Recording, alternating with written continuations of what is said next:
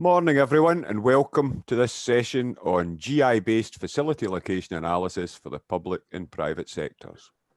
In this webinar led by UBDC's Dr. Jing Yao and supported by Weikong Liu, we will introduce some basic classic location models with examples of location allocation analysis and ArcGIS using open data. Citing key facilities such as hospitals, schools and fire stations in the right locations is vital for providing the services we need. Cities are continually reviewing the location of these facilities as populations grow or services are reorganised. New technologies such as electric or hydrogen power for vehicles can create demand for new networks of service centres within existing urban areas. Jing has a PhD in geography and an MSc in industrial engineering, both from Arizona State University.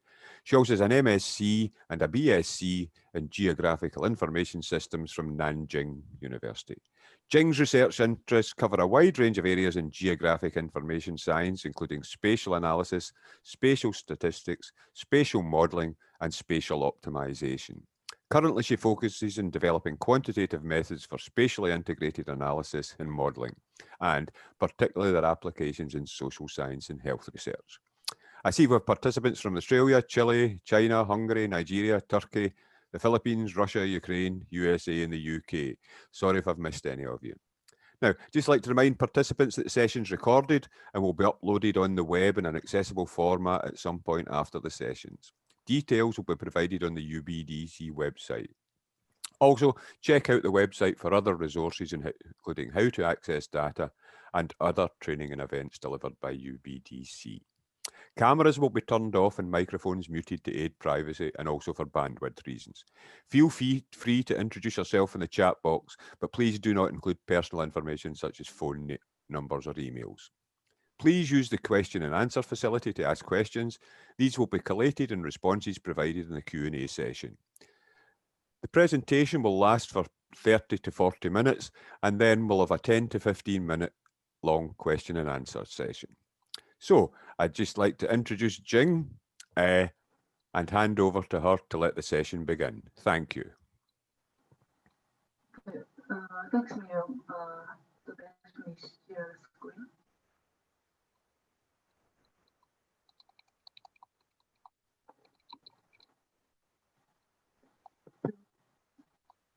So can you see the screen now? Yep. Okay, that's good.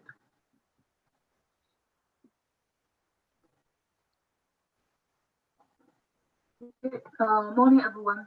So thanks for attending today's webinar. I'm Jing Yao, currently senior lecturer at the Old Data Center at the University of Glasgow. So today I will talk about GIS-based facility location analysis for the public and the private sectors. So location analysis is essentially about where should it be.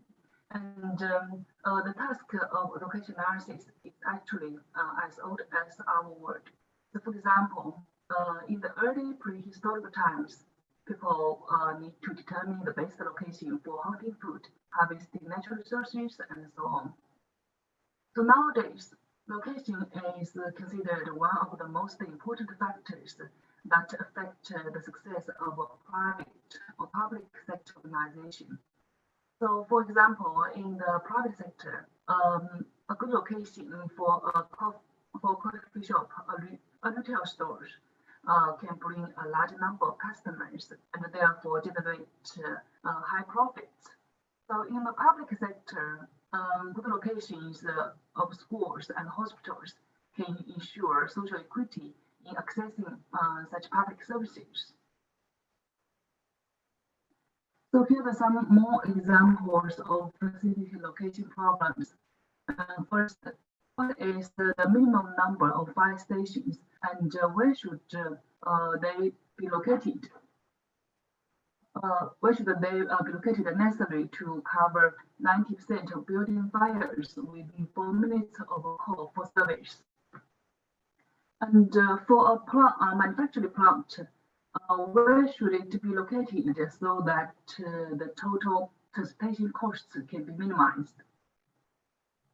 So if Glasgow City Council wishes to close 11 of their existing 148 primary schools, which schools should be closed? So solving facility location problems is not easy. So think about locating a retail store. So assume we want to pick a site which will maximize economic return. And this return can be affected by many factors. For example, the number of potential customers within market area.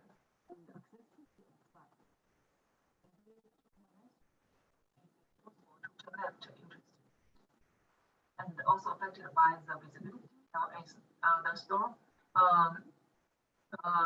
the appearance of the store attractive, and how much it will cost to build a site, to rent or buy the site, and also the cost of construction. Further, let's think about the possible number of solutions we can have for facility location problems. So think about selecting P facilities from N facilities. So we can use this mathematical formula to calculate the number of possible solutions. And if we again take the Glasgow primary schools as example, if we want to select 11 out of existing 148 schools, how many solutions we can have? Okay? So we can see this is a very large number. So it is very difficult to solve the problem just by enumeration. And therefore, we need a more efficient way to solve facility location problems, which is the optimization models I will talk about next. So we usually formulate the facility location problems by optimization models. So our optimization model has 3 components: objectives, constraints, and decision variables. So our objective is the goal we want to achieve. For example, we want to maximize the market share, or we want to minimize the total transportation costs. Achieving such objectives usually are subject to budget or resource constraints. Decision variables are the decisions we are going to make. For example, whether we are going to site a facility at a particular location, or whether we should close a particular school. So we will further explain those 3 components through 3 classic facility location models. So first, P-median problem. It is to locate a multiple number of facilities and allocate demand served by these facilities so that the system is as efficient as possible. So we have an example here. So in this example, we assume facilities are warehouses and demands are outlets. So each outlet has a weight. So we use W to represent the weight. So this weight can represent the amount of goods needed from the warehouse. And if we can assume P is 4, so the problem here would be where should we site 4 warehouses to serve all outlets, so that the total weighted transportation costs are minimized. Okay? So here we define the system efficiency as the total weighted transportation costs. And these costs can be measured by travel distance or travel time between the warehouses and outlets. Okay? So and each outlet is served by its nearest warehouse. So this is a P-median problem. This is the mathematical formulation of the P-median problem. So first we look at the notation. We use Ij to represent the demand areas and facility locations.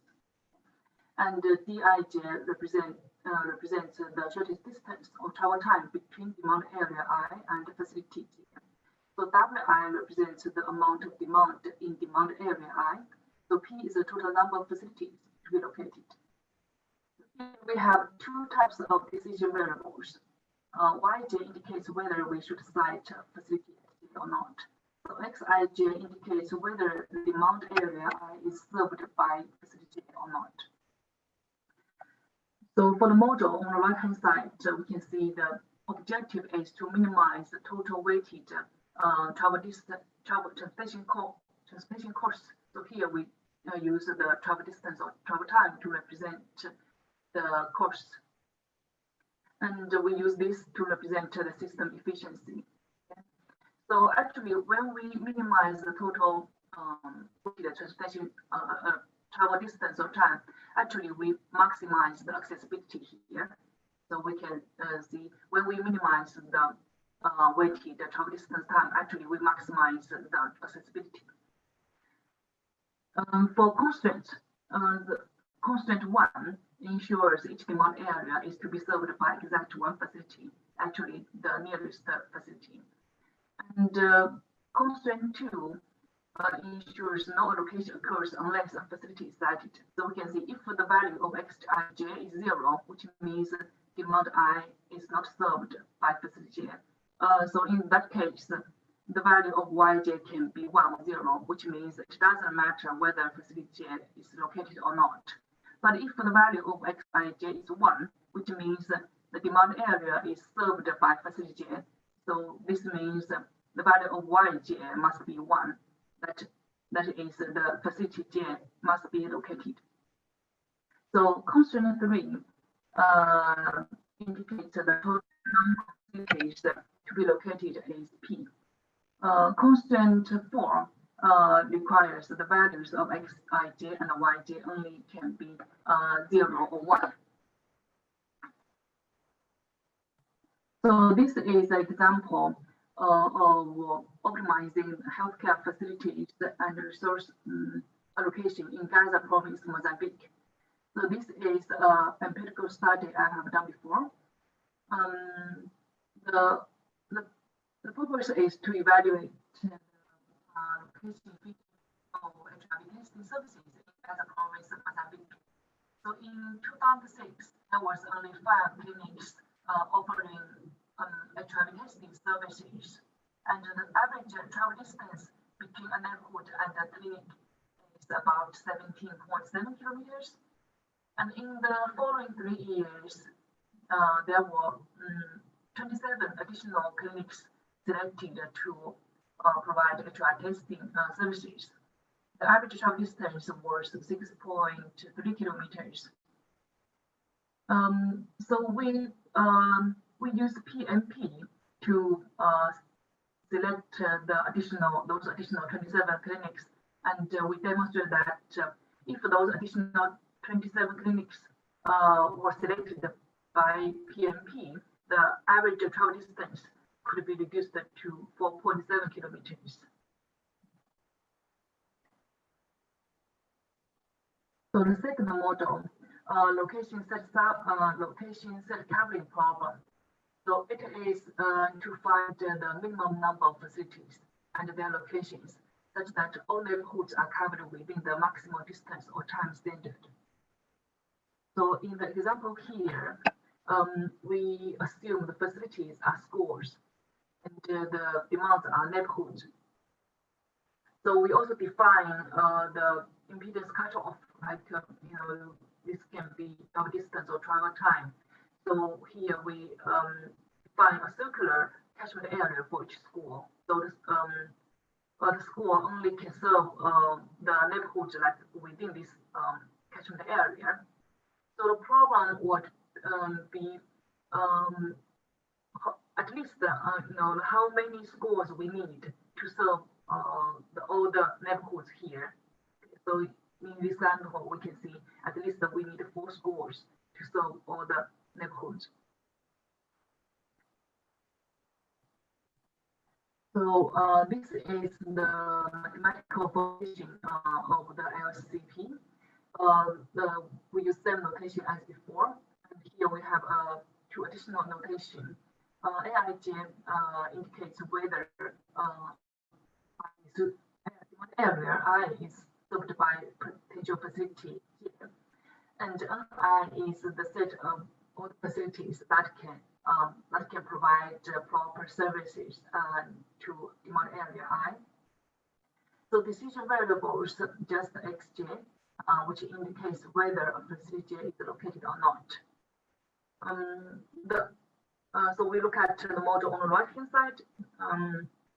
The objective is to minimize the total number of sited facilities. And constraint 1 ensures each demand area provided suitable coverage. So here, for all the it means for all the facilities that can serve demand area I, at least one of those facilities must be selected. And then constraint 2 requires the value of xj only can be 0 or 1. So we either cite a facility j or no, or not.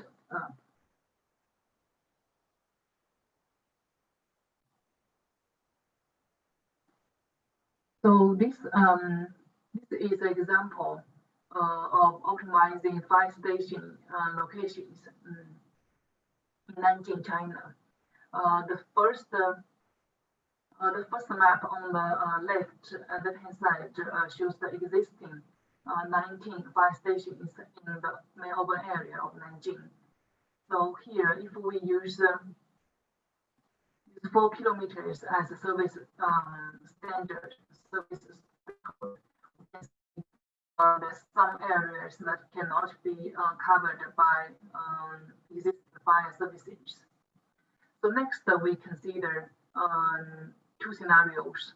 The first one, we assume there were no existing fire stations, and we look at least how many fire stations we need to serve the entire area, and we use LSCP, and it shows that we need at least 22 fire stations to serve all the urban area.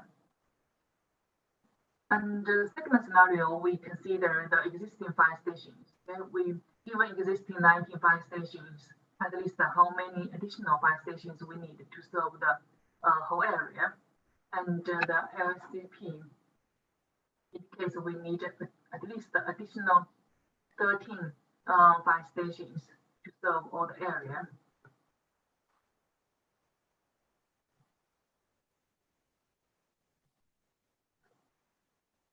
So the last model is the maximum covering location problem.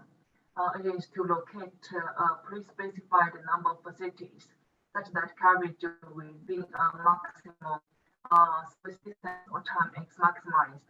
So in this in the example here, we assume the facilities are fire stations and demands a neighborhood. Okay, so each neighborhood can have associated weight W. This weight can represent the population in each neighborhood. And we also define the service area for the fire station. So we can assume the response time for fire station is like 4 minutes or 5 minutes. And again, here we define a circular service area for each fire station, okay, to represent the service coverage. So each fire station only can serve the neighborhoods within this service area, within this circular service area. So again, we specify the number of facilities, the fire stations to be located is 4. So we're going to cite 4 fire stations. Okay? So the problem here would be where should we cite those 4 fire stations? So the total covered, served, so total covered population, okay, total covered population is maximized. Okay, the population of the neighborhood maximized.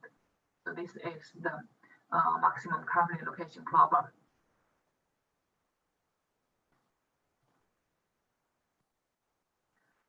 This is the mathematical formulation of the MCLP. Again, we use the same notation as before. IJI and the set of facilities can serve the demand area I. We use NI. to represent the set. WI, sorry, here should be WI. WI is the amount of demand in I. So P is the number of facilities to be located. And here we have two types of decision variables, xj and yi. So xj again indicates whether the facility is located or not, and yi indicates if a demand area I is provided coverage or not. So look at the model on the right hand side.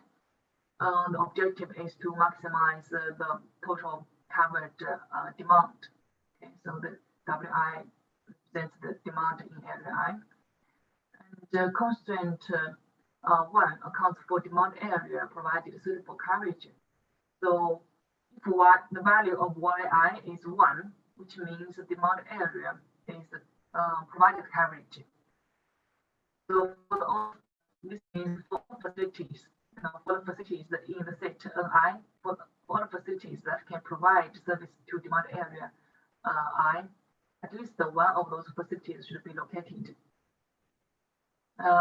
If the value of yi is 0, so it doesn't matter whether those facilities are cited or not. The constraint 2 indicates the total number of facilities to be located as P.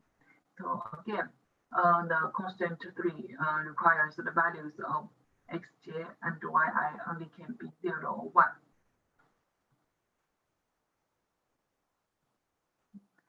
So far, we look at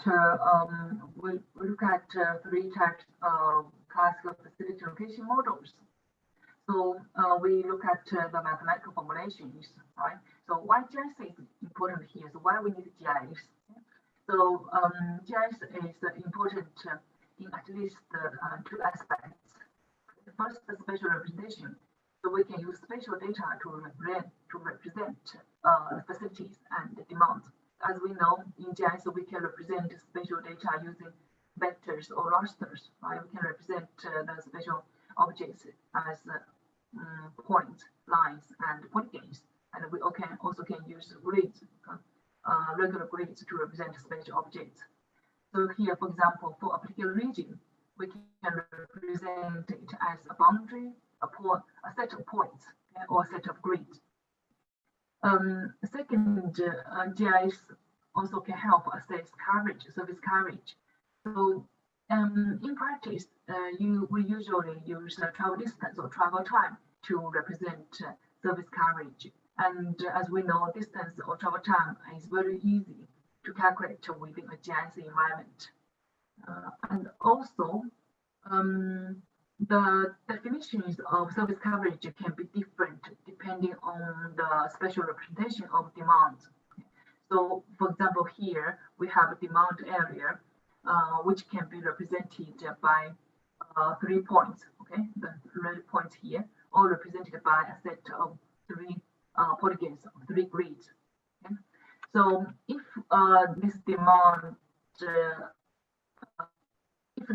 is represented by 3 points, okay, we can see we only need 2 facilities to cover all those 3 points, to cover this demand. And if this demand is represented by 3 grids, by polygons, and we can see we need at least 3 facilities to cover this area, this demand. So the solutions of facility location problems can be different, which depends on the spatial representation of demand. It also can happen to the facilities. It also can represent the facility as a point or polygon. So this is the role of GIS. So next, we will look at the allocation analysis function in ArcGIS. So although we mentioned we can use different spatial data to represent facilities and demand, but in ArcGIS, all facilities and demand are represented by points. Okay, you will look at that in the tutorial. So here, facilities are supposed to provide goods and services, and demand points are to consume goods and services. And the location allocation analysis function in ArcGIS is to help you to choose a subset of facilities from a set of candidate facilities.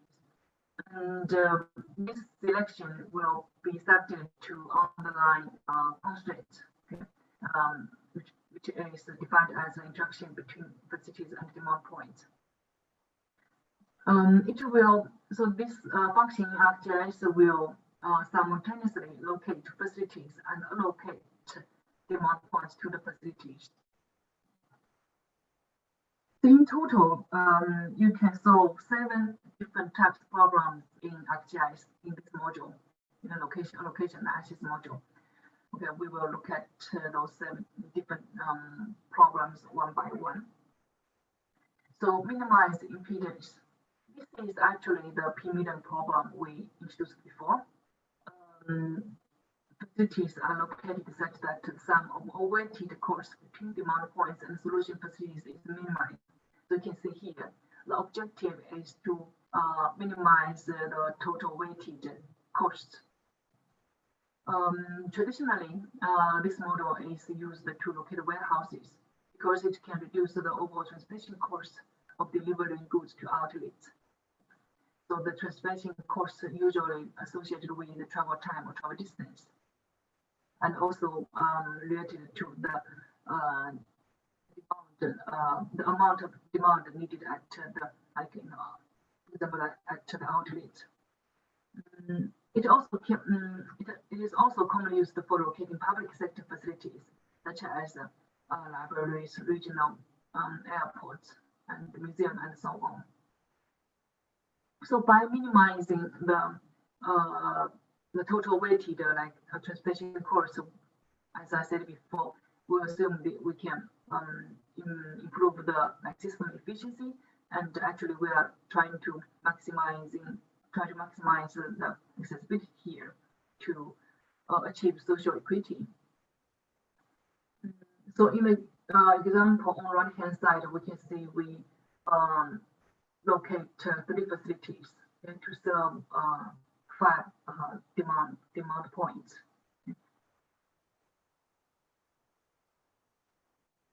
So the second model is the maximized coverage. This is similar to the MCLP, maximum coverage allocation problem, as we introduced before. So we can see here, the facilities are located such that as many demand points as possible are allocated to solution facilities within the impedance cutoff. For this problem, we have an impedance cutoff, which defines the surface area for each facility, and the objective is to cover or to serve as many demand points as possible. So this type of problem is often used to locate fire stations, police stations, and emergency centers. As we know, the emergency services usually have a specified response time, like for fire stations, for fire services, we require response time is like 4 minutes or 5 minutes. So, for example, on the right hand side, we can see here we cite 3 facilities, and those 3 facilities serve 4 demand points, and there's 1 demand point on the top. It is like outside of the service area of all those 3 facilities, so it is not allocated, so it is not served.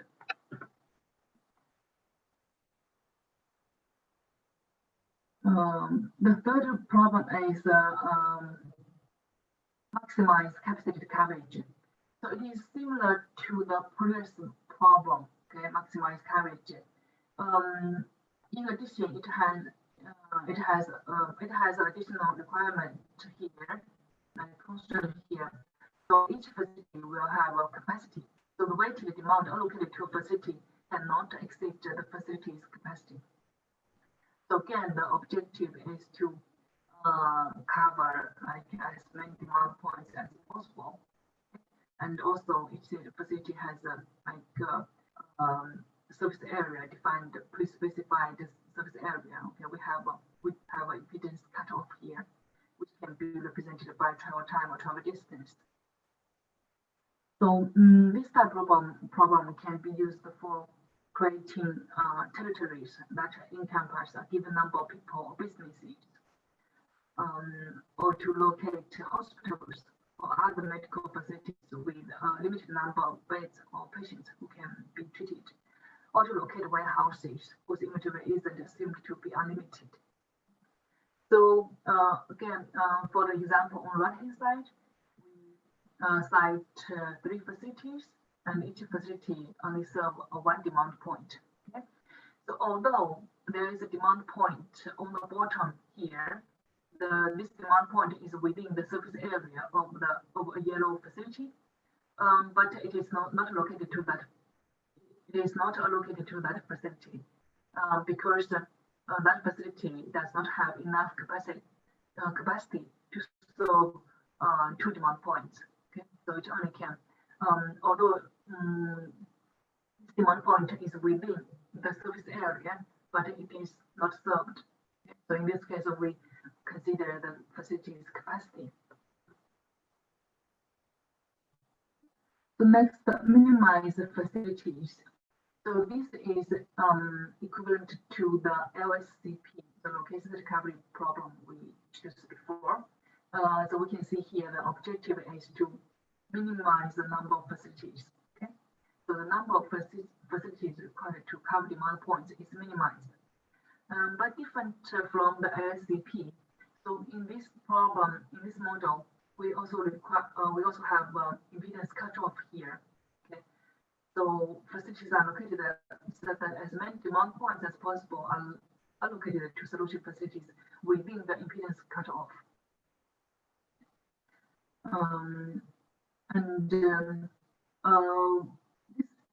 This type of model is often used when the cost of building facilities is not a limiting factor. Okay, so we don't need to consider the cost here. It is often used to school bus stops when students are required to walk a certain distance before another school bus stop is provided closer to the student's residence. So for the example here, so we can see this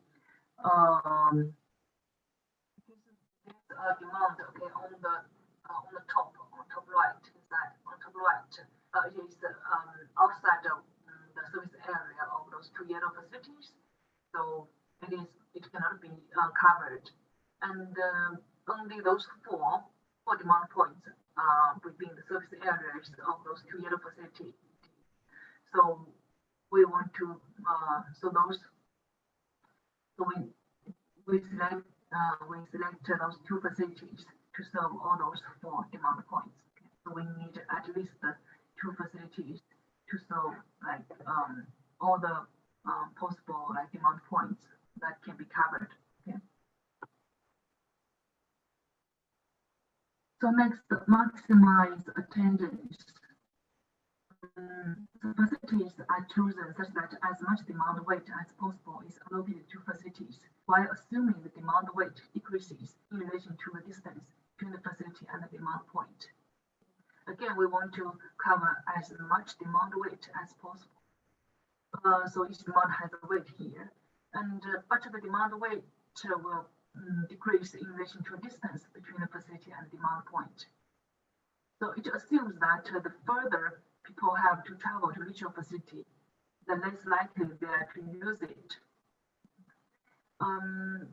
So public transit bus stops are often chosen with the help of this type of model.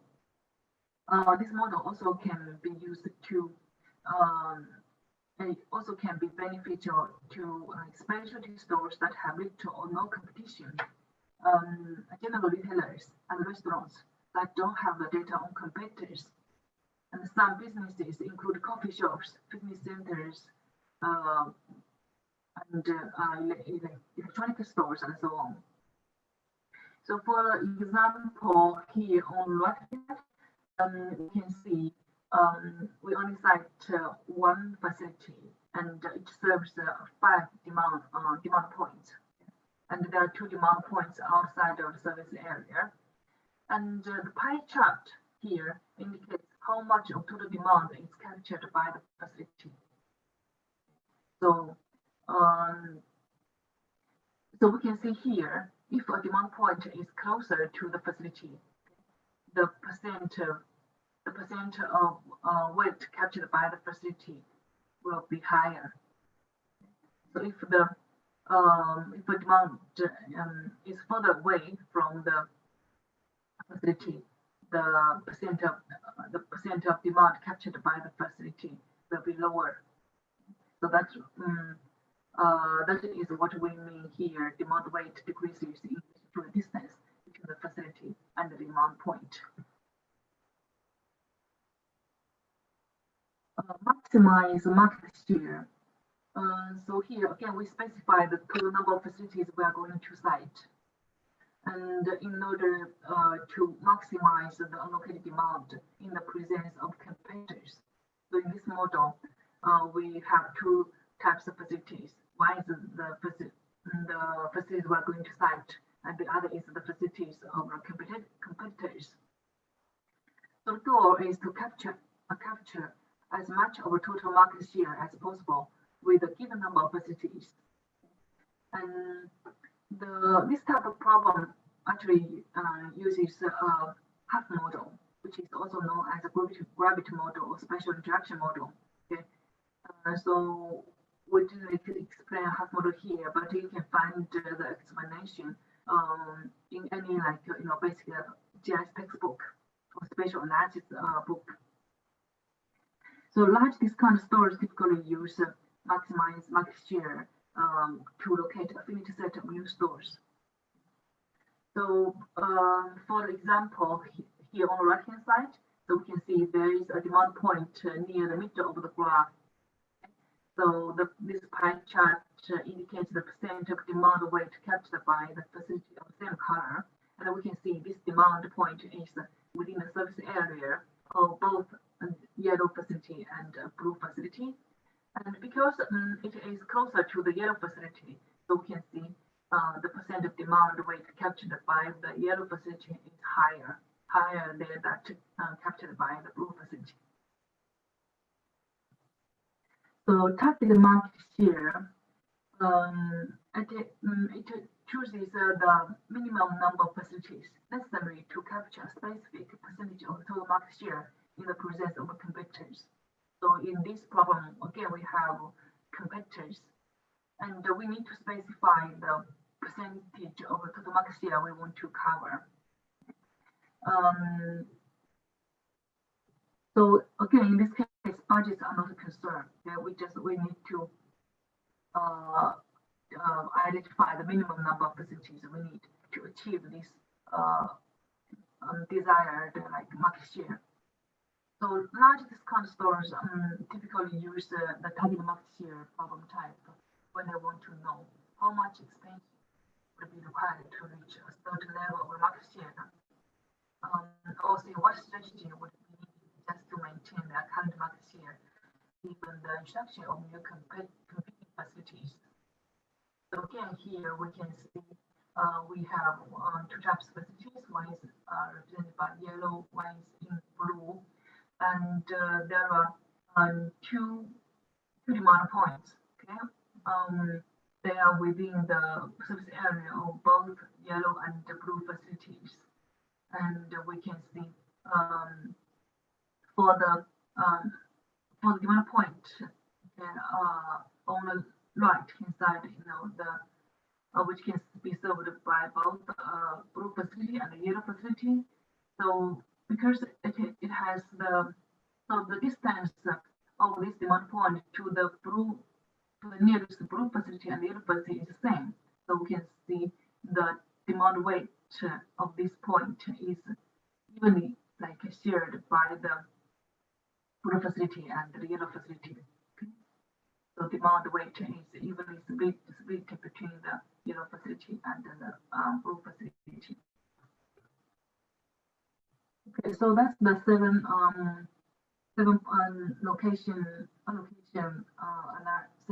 different types of location analysis provided by ArcGIS.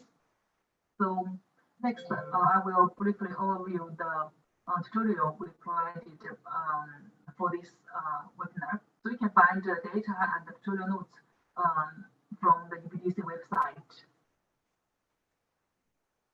Okay, so in this tutorial, we are going to look at some recycling facilities, for example, glass recycling bins in Glasgow city center. And we need two types of data. The first is road network. We use data from OpenStreetMap. The second type of data is the centroid of output area of Glasgow. Okay, so the output areas is the census geography in Scotland. Okay, it is a type of polygon defined. So it is the type of polygon used in Scottish census. So we use the centroids of the output areas to represent both facilities and demands. Okay? So here we use the same set of points to represent the facilities and demands. And each demand point has a weight. So this weight represents the number of people living in this area, each area. So we will use ArcGIS, the location analysis function in ArcGIS, to look at the three examples of facility location problems here. And on this map, all those green dots actually represent all those green dots are centroids of output areas in Glasgow city centre. Okay, we will use them to represent recycling, the potential sites for recycling facilities, and all the demand areas, for the demand areas. So the first example, we will look at minimize facilities problem. Okay? And we assume everyone should be within a 5-meter distance of a recycling bin. Okay, so here the impedance cutoff is 500 meters. And we want to know what is the smallest number of bins we could use to do this, and where should we place them. Okay? We want to find the minimum number of bins to serve all the neighborhoods. Okay, neighborhoods within like 500 meter impedance cutoff. So the map on the right hand side shows the result. Okay, so the red squares indicate the locations we selected. Okay, we will cite recycling bins at those locations, and we also can see each the neighborhood of centroid is located, the demand point located to its nearest facility. So that's why we call this problems location and allocation. We locate recycling bins, and then we allocate the demand points to nearest facility. So the second example, maximize coverage. So we assume the service distance is 500 meters, and but in this case we will have a budget to have 4 recycling facilities. Okay, so we only can cite 4 facilities. We want to know where to put them so we can cover the maximum demand. In this case, we can cover the maximum population. So where should we place them? On the map, so the map on the right hand side shows the result. You can see it's cited 4 facilities here, and only the demand points within their service area can be served. There are many demand points here that cannot be served by those 4 facilities. So the third example is minimize impedance. So this is equivalent to the P-medium problem to minimize the weighted distance from each demand node to each recycling facility. So here P is 4, so we want to cite 4 facilities. So total weighted travel distance or travel time is minimized. Okay, so In this case, we don't have any impedance cutoff. And the map on the right-hand side shows the result. Okay, we cite the four facilities, and each point is allocated to impedance. So that's all, and thanks for your attention. So I think next we'll take questions.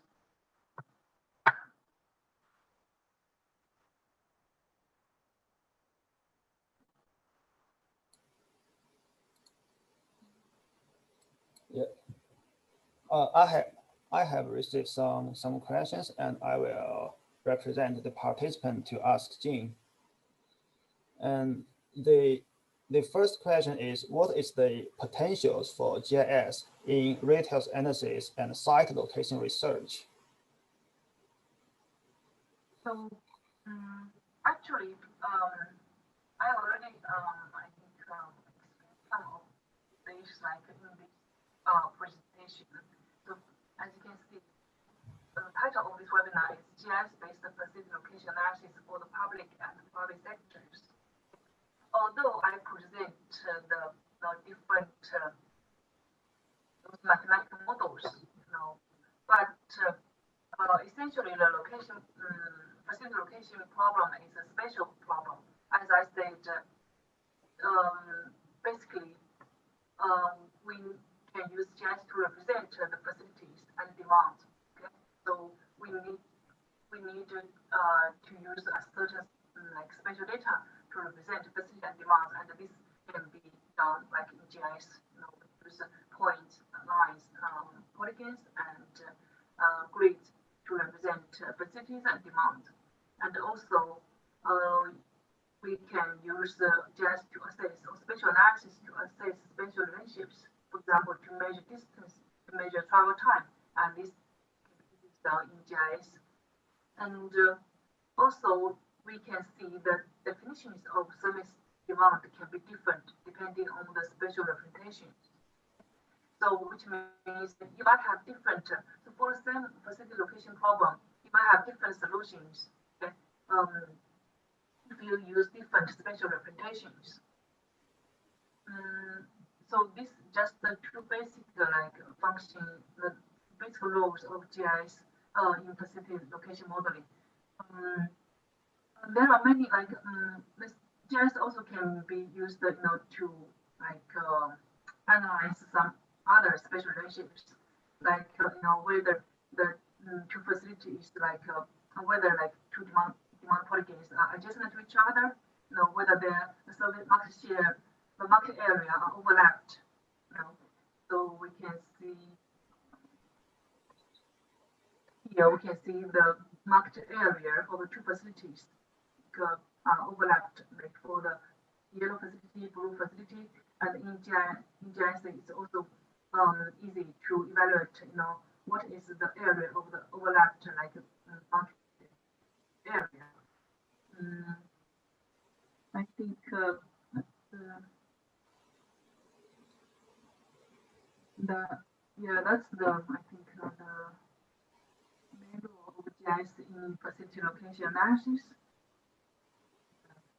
Yeah. And the next question is, what is your views about current GIS vendor solutions to retail site evaluations and sales projections are usually crude and will always yield unreliable results in comparisons with customer GIS and modelings? Yeah, I think it has some point here. So we can see in ArcGIS, okay, we have these 7 different location problem types. So it means you only can use ArcGIS to solve these 7 different types of problems. And if you use ArcGIS, you must follow the the requirements set by ArcGIS. For example,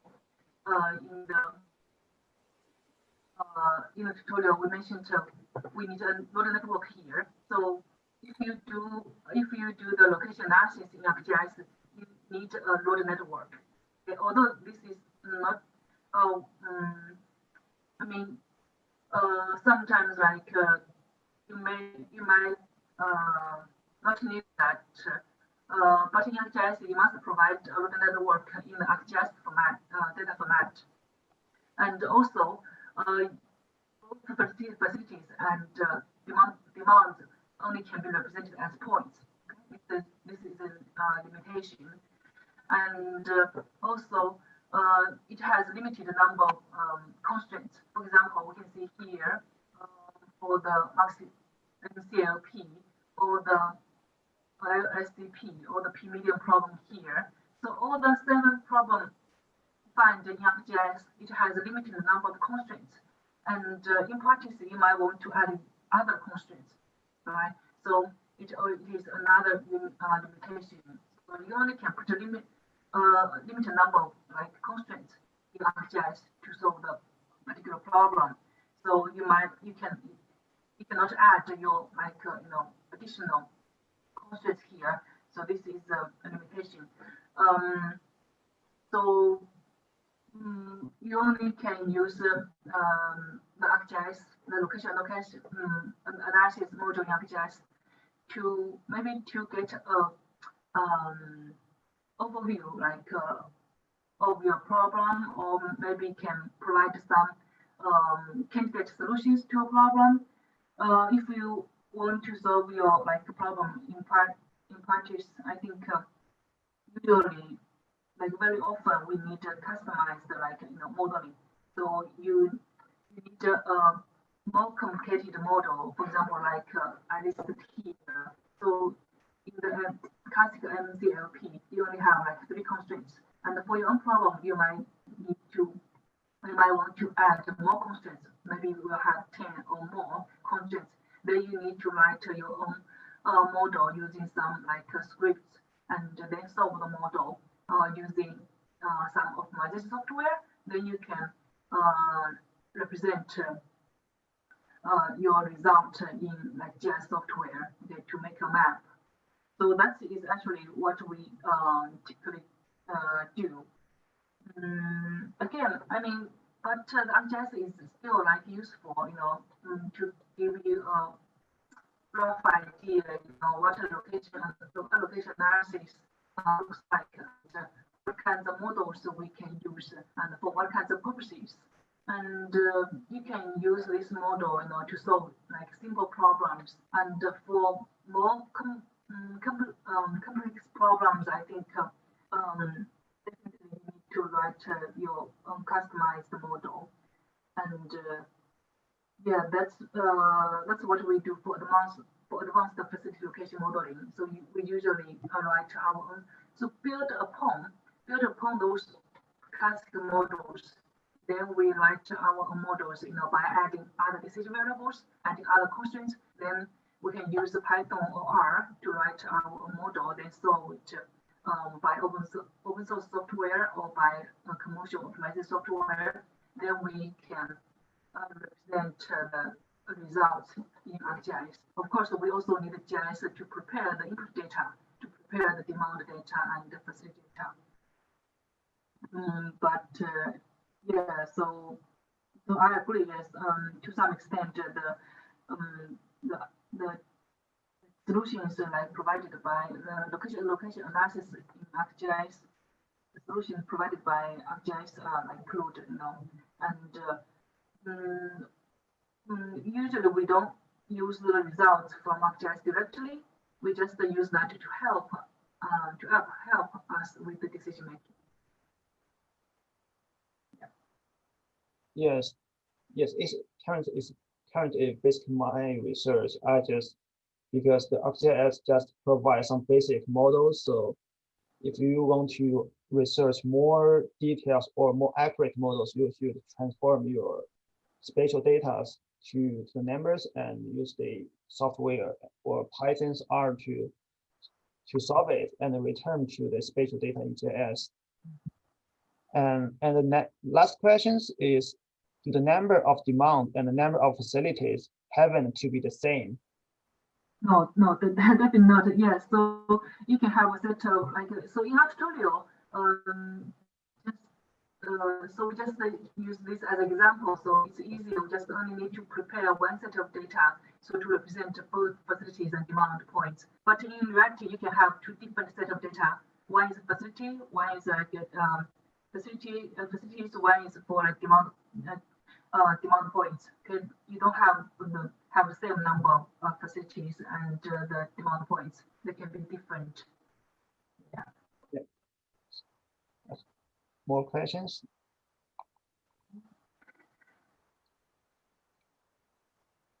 So yeah, this is all of the questions, and we will save our question and answers in the written in the Word and send it to the website, because some people are not feel very clear.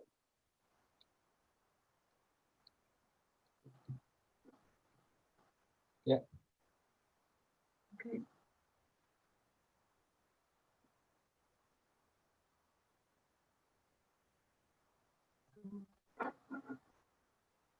We will, yeah, we also like upload the slides to the UBDC website, so you can, check the information later and also read the references provided here. So for each model, so we have some references, the origin of this model. And for the empirical studies, I also put the link, an article here, so you can read the article to get more information how we applied the facility location models to solve the practical problems. Of course, we didn't apply the classical model directly.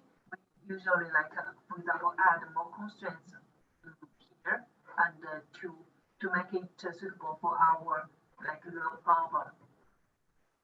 For this one, you also can find the paper, the article here. Okay, so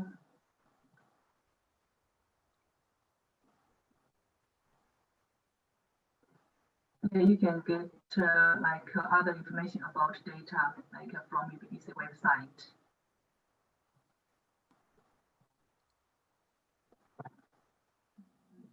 So if no more questions, I guess we can.